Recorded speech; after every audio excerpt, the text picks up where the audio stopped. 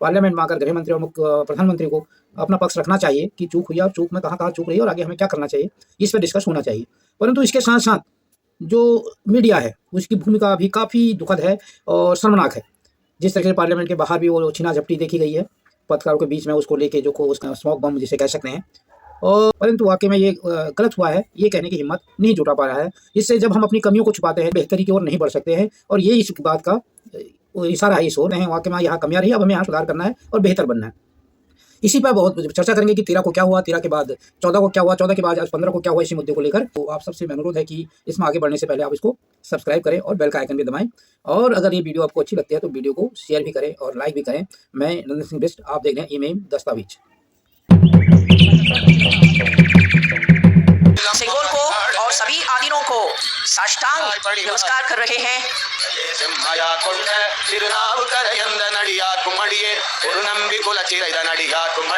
स्वतंत्रता की पूर्व संध्या पर तिरुवावड़ुरै आदीनम ने पंडित नेहरू को सिंगोल भेंट किया।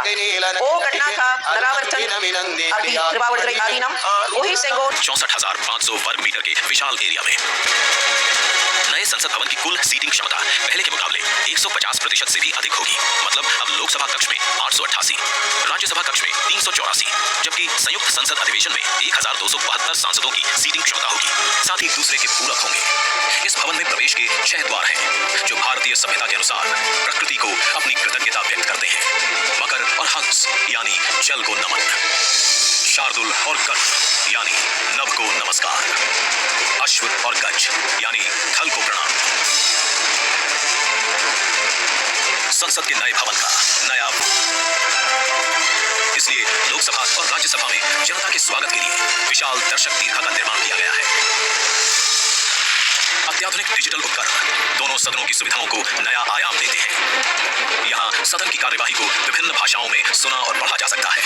बेहतर स्पेस मैनेजमेंट के लिए भूकंप रोधी सिस्टम के मुताबिक Z और Z+ लेवल की सुरक्षा सुनिश्चित करने, इको फ्रेंडली ग्रीन कंस्ट्रक्शन से बिजली खपत को 30% तक कम करने और अगले 150 से ज्यादा सालों की जरूरतों पर तस्वीरों में दिखाई दे रहा होगा। ये बहुत बड़ी अपडेट हम आपको दिखा रहे हैं। लोकसभा की सुरक्षा में चूक का ये बड़ा मामला है। सुरक्षा घेरा तोड़कर ये आदमी कूदा है। ये न्यूज़ सभा सुरक्षित रहती है, सुरक्षा का पूरा घेरा होता है। लोकसभा की सुरक्षा में चूक का ये पूरा मामला है। और तस्वीर में अगर आप देखेंगे तो देखिए, जो कुर्सियां लगातार पंक्तिबद्ध बनी हुई है, उसमें से सीट के ऊपर से दूसरे पंक्ति में कूदता हुआ, फिर तीसरे पंक्ति में कूदता हुआ ये शख्स दिखाई दे रहा है। ऐसा बताया जाता है। जो अब तक फाइंडिंग सामने आई है, हालांकि इसको अभी तक भारत सरकार की तरफ से ऑफिशियली किसी बड़े स्तर से ब्रीफ नहीं किया गया है, लेकिन जो आज सुबह की अखबारों में जो इसको लेकर खबर छपी है और उसमें पुलिस का वर्जन बगैर कोई अधिकारी का नाम लिए सूत्रों के हवाले जो बात आई है फाइंडिंग्स की, जो प्राथमिक फाइंडिंग्स हैं, उसमें ऐसा माना जा रहा है कि इसके पीछे जो कारण है, कई कारण गिनाए गए हैं। मैं क्रमशः आपको एक एक करके बताता हूं। पहली बात तो एक कमोबेश माना जा रहा है, जो सिक्योरिटी एक्सपर्ट्स हैं वो मान रहे हैं कि सुरक्षा कर्मियों की संख्या में कमी थी।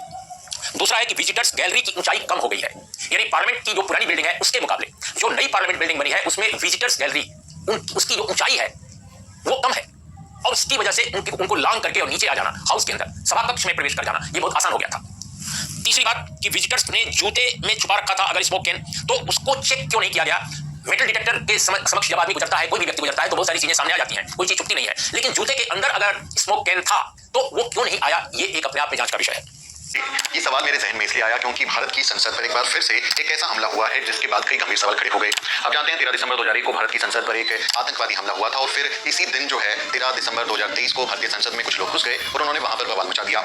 लेकिन इस बवाल मचाने वाले जो लोग हैं, जो इसकी कहें कि लोग कह रहे हैं कि ये साजिश इन्होंने रची है, साजिशकर्ता कौन है, मास्टरमाइंड कौन है, कुछ लोग इन्हें आंदोलनकारी कह रहे हैं, कोई क्रांतिकारी कह रहा है, कोई सरकार की नीतियों से परेशान होने वाले लोग इनको बता रहा है।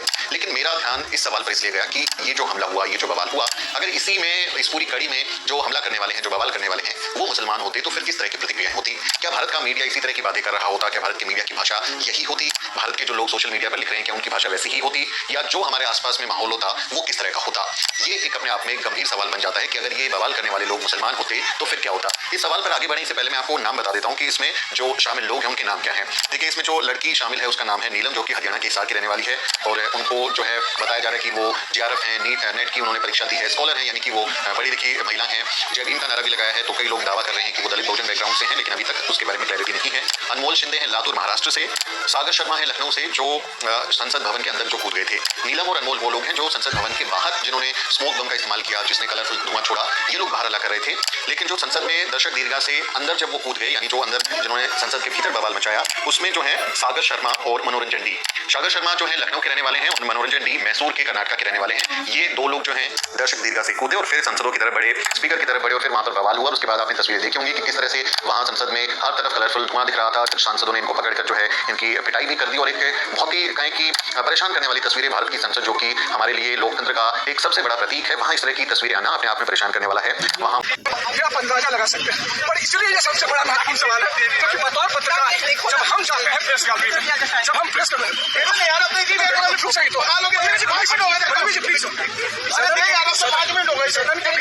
लोग जाते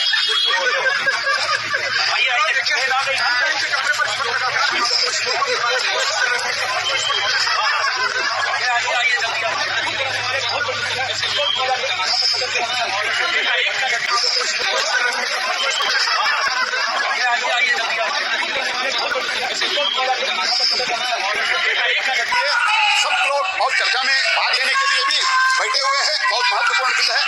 ये विनती करते हुए ओवर सर मैं एक और चीज ऐड करना चाहता हूँ। I am sorry to say that it has become the habit of some members to politicize all the issues. I once again request them not to politicize the issues sir. And one more resolution I would like to bring before this house, sir. Sir, with your permission, I move the following.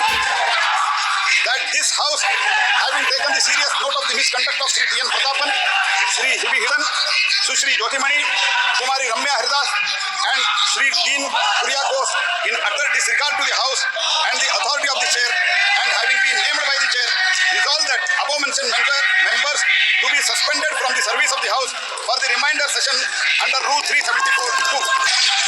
I hereby name Sri J.A. Cochrane. J.A. Cochrane is hereby named to leave the house immediately. ने देखा, पूरे दुनिया ने देखा कि दो लोग Bharatiya Janata party के सांसद के बनवाए हुए पास पर अंदर आए। यही नहीं, वो सदन के अंदर पहुंच गए। वहां उन्होंने जूते से निकाला। अब वो स्मोक बम है या कोई कलर बम है, जो भी है, तो अगर वो स्मोक बम नहीं होता, यानी पहुंच तो गया हम वहां पे, संसद की सुरक्षा का सवाल है। तो ऐसे हालात में अगर हम राज्यसभा में ये उठा रहे हैं कि आइए सुरक्षा पर चर्चा करें और इस पर माननीय गृह मंत्री जी अपना वक्तव्य दें, तो मैं समझता हूँ चाहे डेरिक हो या कोई भी हो, उसकी ये मांग जायज थी। अब आप हमको अपनी बात कहने भी नहीं देते। 267 की नोटिस है आज। मैं पूरी तरह सरकार को दोषी मानता हूँ। सरकार ने ही प्रस्ताव रखा, सरकार के ही प्रस्ताव पे उन्हें निकाला गया। तो हम पुनर्विचार का अनुरोध करते हैं कि मुद्दा क्या था उनका। मुद्दा पार्लियामेंट की सुरक्षा का था, देश की सुरक्षा का था। अगर पार्लियामेंट में पिछली बार जो हमला हुआ था यही हुआ था, वो अंदर नहीं जा पाए थे, बाहर रोक दिए गए थे। यहीं पे उन्हें मंजिल तक पहुंचा दिया गया था और यहाँ तो अंदर ही नहीं गए, वो लोकसभा में चले गए, आधी दूरी तय कर ली। उसके बाद भी अगर हम चुपचाप यहाँ खामोशी से बैठे रहे, एक शब्द न बोले, तो हम अपने कर्तव्य का पालन नहीं कर रहे हैं।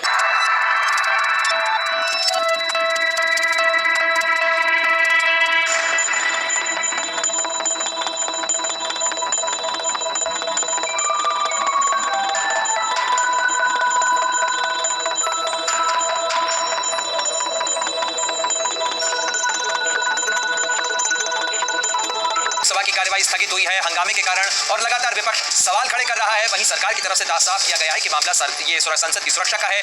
तमाम संवेदनशीलता का ध्यान में रखते हुए गंभीरता के साथ सरकार और सभी एजेंसियां इसकी जांच कर रही हैं। बात हुई, आज तक क्या देखा? रोजाना हम सदन में भाग लेते हैं और स्पीकर साहब और सरकार साहब कहते हैं कि हमारे सदन की उत्पादकता बढ़ रही है। गवाह है सब, इधर गवाह है कि रोजाना हम सदन में भाग लेते हैं और हमारा बात रखते हैं। एको दिन हम सदन के अंदर कोई रोकथाम या कोई बाधा नहीं डाले। क्यों डालेंगे? सदन हमारी है। और कल भी आपने क्या देखा?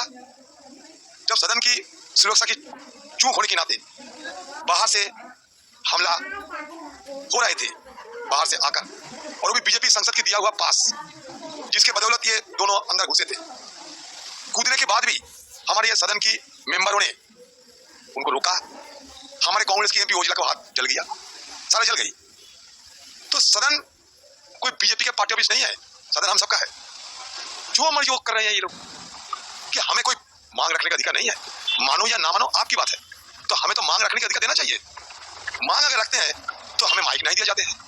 जब माइक नहीं दिया जाते हैं तो हम चिल्ला चिल्ला के बोलने की कोशिश करते हैं, कभी एक दो तख्तियां भी दिखाते हैं। इसका मतलब तुम सदन से बहिष्कार हो गए। कि संसद के अंदर ये बात जब होती है, इस तरह का कुकृत्य होता है, ये सिर्फ संसद का मामला नहीं है, ये सुरक्षा का मामला है। जो व्यक्ति, जो सरकार अपनी संसद को सुरक्षित नहीं रह सकती है, देश उनके हाथों में सुरक्षित है। मार्क माय वर्ड्स, सीने पे हाथ मार मार के बोलना कि हम ये कर देंगे, वो कर देंगे, और सरहद पे जो होता है वो संसद में हो जाता है उस तरह की चीजें। तो हम तो कहेंगे आपके हाथ में देश सुरक्षित नहीं है, इसलिए आप 48 घंटे के बावजूद, 48वां घंटा होगा, 24 घंटे आप सामने नहीं आ रहे हैं। आइए पूरा पक्ष रखिए। ठीक उसी दिन हमने आगाह किया था, जब वुमेन रिजर्वेशन बिल पास हो रहा था, आपने लोगों को बिठा दिए थे, जिंदाबाद जिंदाबाद लगाए जा रहे थे। सीख वहीं से मिली है। लोग उस गैलरी में बिना किसी प्रॉपर प्रोसीजर के आए हैं। कौन एमपी है आप सब जानते हैं, लेकिन ये मसला सिर्फ संसद का नहीं है। मैं दोहरा रहा हूँ, इनके हाथ में देश सुरक्षित नहीं है, और इसलिए हम सदन में इसको लगातार उठाते रहेंगे और मजबूर करेंगे। गृह मंत्री जी आइए, बड़ी बड़ी बात करने से ही कोई बड़ा नहीं होता। सस्पेंड हुए वो तो सरकार की अपनी नाकामी को छिपाने के लिए विपक्ष को भयक्रांत करना चाहते हैं, विपक्ष में भय पैदा करना चाहते हैं। भय पैदा करने से शासन नहीं होता। विपक्ष की सांसद अगर मांग कर रहे थे कि इस देश के गृह मंत्री कल जो सुरक्षा में चूक हुई उसको लेकर अगर बयान दें, तो क्या इसमें गुनाह? गृह मंत्री को आके बयान देना चाहिए। गृह मंत्री सदन के सदस्य है, इस देश के गृह मंत्री है, सुरक्षा की जिम्मेदारी उनकी है।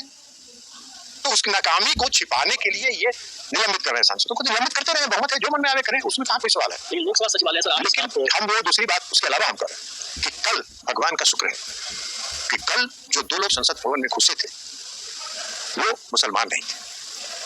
अगर भूल से भी वो अगर मुसलमान होते तो आज देखते ही होगा पूरे देश में, पूरी दुनिया में क्या तूफानी लोग मचाते। उसी के नाम पर ये लोग पूरा देश में धार्मिक उन्माद फैलाते। और अगर किसी कांग्रेस की पार्टी के सांसद ने अगर अनुशंसा किया होता तब देखते क्या होता इन लोगों का रवैया। तो ये इन लोगों का काम करने का तरीका है। तो ये सस्पेंड करते रहे, किसको भयक्रांत करेंगे? विपक्ष की आवाज को भय के बल पर दबाया नहीं जा सकता। जो खबर हमें मिल रही है उसमें बताया जा रहा है 7 सुरक्षा अधिकारियों को सस्पेंड कर दिया गया है। जो युवा थे और जिन्होंने ये बदसलूकी की और सिक्योरिटी ब्रीच के जिम्मेदार हैं, उनके ऊपर यूएपीए लगेगा। ये भी डेरेक ओब्रायन को राज्यसभा से सस्पेंड कर दिया क्योंकि उन्होंने इस मुद्दे को उठाया। और 14 हमारे सांसद जो हैं कांग्रेस के भी और अन्य दलों के भी इसी मांग पे सस्पेंड कर दिए गए हैं लोकसभा से। मैं कहती हूँ आपने ये सारी कार्रवाई की, पर हम मांग कर रहे हैं कि देश के गृह मंत्री हमें जाकर जवाब दें कि सुरक्षा में चूक कैसे हुई।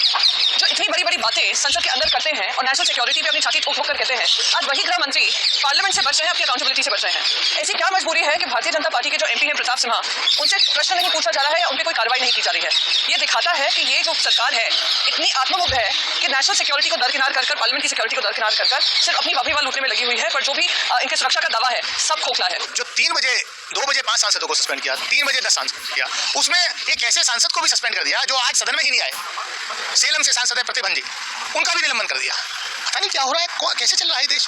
कौन कैनिस्टर लेके आ जाता है, धुआं छोड़ देता है, अंदर आ गया, इतना बड़ा सिक्योरिटी ब्रीच हो गया, ये पता नहीं। आपको यही पता नहीं है पार्लियामेंट्री अफेयर्स मिनिस्टर को कि सांसद Home Minister who has chosen not to come to the House, and we've been saying that please do come, please explain the situation, tell the people of this country that we all will be safe. We want everybody to be safe, and of course take action against the gentleman who gave permission to these 2 people to jump into the house, and then have a building in which the public and the members of parliament don't enter through the same gate. And obviously your security setup is not good enough to prevent such things happening, and your galleries are structured in such a way that everybody can easily jump into the house. Now these are very serious issues. Thank God nothing happened on December 13th, but imagine if something serious had happened, what havoc it would have caused to members of parliament who were present there. छात्र तैयारी करने वाले होते हैं तो वो अपना हौसला, अपना आत्मविश्वास बढ़ाने के लिए इस तरीके की कविताएं लगाए रखते हैं। इधर आप देखिए ये नीलम का जो है कमरे के में तस्वीर लगी हुई है, बाबा साहब भीमराव अम्बेडकर जी की तस्वीर लगी हुई है, और इनके बगल में जो है वो ज्योतिबा फुले एवं सावित्रीबाई फुले जो हैं उनकी तस्वीर लगी हुई है। आप जानते हैं कि सावित्रीबाई फुले जो है वो महिलाओं की शिक्षा को लेकर जो है इन्होंने अलग जलाई थी। इस तरीके का ये जो कमरा है छोटा सा, बहुत ही सामान्य परिवार है। ये आप देखिए उसका बैग है, शायद वो कहीं के लिए निकली हुई थी, और उसने HTET जो कि हरियाणा शिक्षक परीक्षा होती है उसको पास किया था, लेकिन क्योंकि 7 साल उसका एक समय होता है तो उन 7 साल में उसको नौकरी नहीं मिल पाई। तो अब वो यहाँ पर फिर से जो है वो HTET की तैयारी कर रही थी। ये घर है, उनके भाई हैं, मदर हैं, फादर हैं, और ये जो हैं हम उनकी माँ से भी बात करने की कोशिश करेंगे। माँ से थोड़ा सा बात करेंगे कि माता जी, ये माता जी हैं। माता जी, नीलम तो काफ़ी पढ़ने में MPhil उसने कर रखा था, HTET भी उसने पास कर रखी थी, तो नौकरी जो है वो क्या नहीं मिली थी क्या नीलम को? नौकरी कौन मिली थी? अच्छा, नौकरी ना लेकर बहुत परेशान थी। बहुत परेशान थी। अच्छा, कोई भी कहने लगी थी माँ मैंने नौकरी नहीं मिली, मैं आपका मन में महसूस करती हूँ, मैं कभी बोझ नहीं बन रही। माँ बेटा ऐसी कोई बात नहीं है, नौकरी में लगी से मिल जाएगी। और इसका पापा जी काम करते हैं, हम तो पीछे दिया करते हैं, हमने कोई बेरा नहीं है सार गई फिर दिल्ली कैसे गई। अच्छा, कुछ आपको पता नहीं, कुछ बताया भी नहीं आपको? ना मार दी कुछ। अच्छा, तो आपको कब पता चला कि नीलम का? हमने ये इसमें टेलीविजन में देखी है, डॉक्टर का आने के बाद टेलीविजन चलाया है लड़का ने, जब टेलीविजन में आई है और नारे लांदी और बाद अरेस्ट करी गई मेरी लड़की। अच्छा। मैंने देखा है। अच्छा, भीतर अंदर नहीं थी वो। अच्छा, तो स्टेट का भी क्वालिफाई किया था उन्होंने? नेट भी क्लियर है, स्टेट भी क्लियर, सीटेट भी क्लियर है, एमए भी एड एमफिल सारी कर रखी है। अच्छा। हाँ। अच्छा, किसान आंदोलन में भी गई थी? तो जी जड़ जमींदार ले जा करते तो जा करती भी, इसका कोई वो राजनीति वाला तो कुछ चक्कर नहीं देखा अच्छा, मैंने। कोई पॉलिटिकल ना ना कोई नहीं था। और तमाम क्या करती। मैं आपसे बोल रहा था कि जो नीलम का कमरा है, तमाम सारी यहाँ पर किताबें, ये कविताएं ये देखिए आप, कितनी किताबें हैं नीलम की, और काफी पढ़ाई नीलम ने किया था। तमाम सारे जो है एमफिल वो कर रखा था, एस्टेट की जो परीक्षा है वो पास किया था, लेकिन 7 साल बीतने के बावजूद जो है वो नौकरी नहीं मिली थी। अच्छा माता जी, ये जो उनके साथ में जो दूसरे जो दोस्त हैं, उनसे क्या आप कभी मुलाकात हुई? घर आए कदे बात हुई, हमने देखा, अरे हमने फोन पे बात करती देखी, इनका अपना बेरा का उसने बेरा, हमने इसका पास कोई बेरा, हम सब खस्ता कर रखी थी, साथ ही मार रखी। तो ये आप देखिए तमाम सारी यहाँ पर किताबें हैं, पुस्तकालय। अब ये देखिए आप, पुस्तकालय से भी जो है वो तमाम सारी जो कोर्स की किताबें होती हैं, जो पढ़ाई, ये देखिए पूरी जो है नोट से भरी हुई कॉपियाँ हैं। तो ये जो है ये नीलम की पढ़ाई का कमरा है, और आपको दिखाया पहले भी कि किस तरीके से उन्होंने कविताएं लिखी हैं। इस वीडियो से जुड़ी कोई भी परेशानी हो तो आप हमें नीचे कमेंट में जरूर बताएं, ताकि हम आपकी परेशानी को जल्द से जल्द दूर कर सकें। अगर आपको हमारी वीडियो पसंद आई हो तो इसे लाइक करें और ज्यादा से ज्यादा शेयर करें, ताकि बाकी लोगों तक भी ये जानकारी पहुंच सके। हमारे चैनल को सब्सक्राइब करना बिल्कुल ना भूलें, और हमारी वीडियोस को सबसे पहले देखने के लिए बेल आइकन को भी जरूर प्रेस करें। फिलहाल दीजिए इजाजत, टेक केयर, धन्यवाद।